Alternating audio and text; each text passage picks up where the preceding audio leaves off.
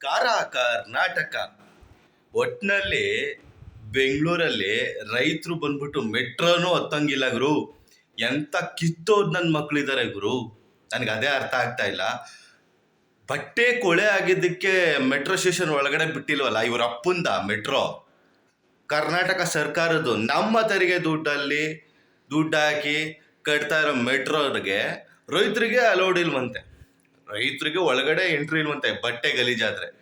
ಎಂತ ಕಿತ್ತೋದ್ ನನ್ನ ಮಕ್ಳಿದ್ದಾರೆ ಅಂದ್ರೆ, ಅದ್ರಲ್ಲಿ ಬೇರೆ ಈ ಸೆಕ್ಯೂರಿಟಿ ಎಲ್ಲ ಇದ್ದಾರೆ ಮೆಟ್ರೋದಲ್ಲಿ. ಅದ್ರಲ್ಲಿ ಯಾವ ನನ್ನ ಮಗನ್ಗೂ ಕನ್ನಡನೇ ಬರಲ್ಲ, ಕನ್ನಡದವ್ರಿಗೂ ಕೆಲಸ ಕೊಡಲ್ಲ. ಎಲ್ಲ ಹಿಂದಿ ಹೊಲಗಳು ತಗೊಂಬಂದು ತುಂಬಿಡ್ತಾರೆ ಅಲ್ಲಿ. ನನ್ನ ಮಕ್ಳಿಗೆ ಏನು ಅಲ್ಲಿಗೆ ಒಳ್ಳೆ ಬಟ್ಟೆ ಹಾಕೊಂಬಂದ್ಬಿಟ್ರೆ ಫ್ರೀಯಾಗಿ ಏನಾದ್ರು ಬಿಟ್ಬಿಡ್ತಾರ? ಅವರೇನು ರೈತರು ದುಡ್ಡು ಕೊಡಲ್ವಾ ಇವ್ರಿಗೆ? ಬಿಟ್ಟು ಏನಾದ್ರು ಕಳಿಸ್ತಾರ?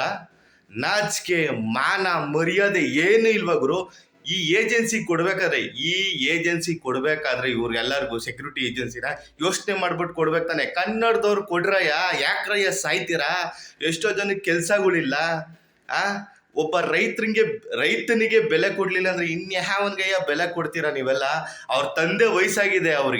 ಅವ್ರ ತಂದೆ ವಯಸ್ಸಾಗಿದೆ. ನಾಚಿಕೆ ಮಾನ ಮರ್ಯಾದೆ ಏನಾದ್ರು ಇರ್ಬೇಕು ಮನುಷ್ಯನ್ಗೆ. ಇನ್ಮೇಲಾದ್ರೂ ಈ BMRCL ಅವರು ಎಚ್ಚೆತ್ಕೋಬೇಕು, ಅದ್ರ ಬಗ್ಗೆ ಟ್ರೈನಿಂಗು ಕೊಡ್ಬೇಕು. ಇನ್ನೊಂದ್ಸತಿ ಈ ಘಟನೆಗಳು ಕಳಿಸ್ಬಾರ್ದು. ಕನ್ನಡದವ್ರ ಕೆಲಸ ಕೊಡ್ರು ಫಸ್ಟ್. ನಾಚಿಕೆ ಆಗ್ಬೇಕು ನಿಮ್ಗೆಲ್ಲ. ಮತ್ತೆ ಸ್ನೇಹಿತರೆ, ಈ ಒಂದು ಇನ್ಸಿಡೆಂಟು ನಿಮ್ಗೇನು ಅನ್ನಿಸ್ತು ಅದನ್ನ ಕಮೆಂಟ್ ಬಾಕ್ಸಲ್ಲಿ ತಿಳಿಸಿ. ಹಾಗೆ ನನ್ನ ಚಾನಲ್ನ ಯಾರ್ಯಾರು ಸಬ್ಸ್ಕ್ರೈಬ್ ಮಾಡ್ಕೊಂಡಿರೋ ಸಬ್ಸ್ಕ್ರೈಬ್ ಮಾಡ್ಕೊಳ್ಳಿ, ಸಪೋರ್ಟ್ ಮಾಡಿ. ನಮಸ್ಕಾರ.